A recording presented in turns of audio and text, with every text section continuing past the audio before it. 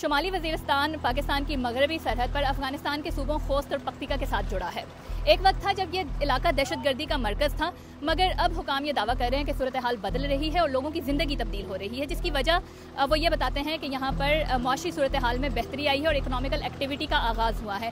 اگرچہ اس علاقے میں سلیپر سیلز اب بھی موجود ہیں، لیکن اس کے ساتھ ساتھ یہاں افغان صوبے خوست کے ساتھ ایک کراسنگ پوائنٹ غلام خان کو بھی کھولا گیا ہے اور مکمل طور پر فعال کر دیا گیا ہے، جہاں سے تجارت کی جاتی ہے افغانستان کے ساتھ۔ ہم چلتے ہیں اسی کراسنگ پوائنٹ کی جانب اور دیکھتے ہیں کہ کیا واقعی حکام کا یہ دعویٰ درست ہے کہ اب یہاں عام لوگوں کی زندگی تبدیل ہو رہی ہے۔ ہم پاکستانی فوج کے ساتھ میران شاہ سے سرحدی علاقے غلام خان کے لیے روانہ ہوئے ہیں۔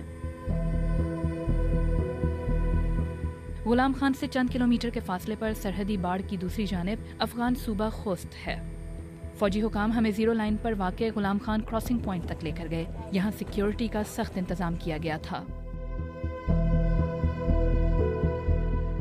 راستے میں آف لوڈنگ کے لیے ڈپو بنے ہیں اور جگہ جگہ ٹرکوں اور کنٹینرز کی قطاریں ہیں جو افغانستان روانگی کے منتظر ہیں۔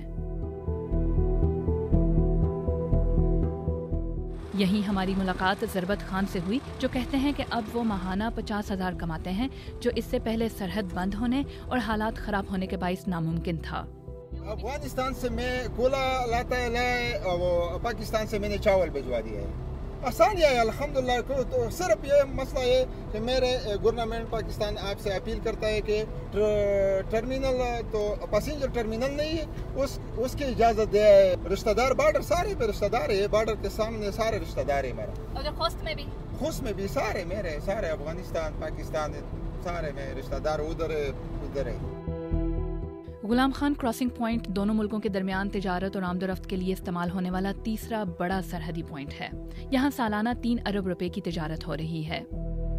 موجودہ ٹائم کے اندر کول جو ہے وہ مین آئٹم ہے جو ابھی ادھر آ رہا ہے، جو کہ پاکستان کے مختلف ضلعوں کے اندر سیمنٹ فیکٹریز میں یوٹیلائز ہوتا ہے، تو اس کا انفلکس جو ہے وہ بہت زیادہ بڑھ گیا ہے۔ ہمارے 3 اپلوڈنگ پوائنٹس جو ہم نے 4-5 مہینے پہلے اوپن کی تھی، اس میں رفلی 11,000 لوگوں کو روزگار کے موقع ملے۔ حکام کے مطابق یہ راستہ وسطی ایشیائی ریاستوں کو پاکستان کی کوسٹل لائن سے جوڑنے والا کم ترین فاصلہ ہے۔ گزشتہ 1 سال کے دوران 1,20,000 سے زائد گاڑیاں سرحد کے آر پار گئیں، جن میں 7,000 سے زائد تجارتی قافلے تھے۔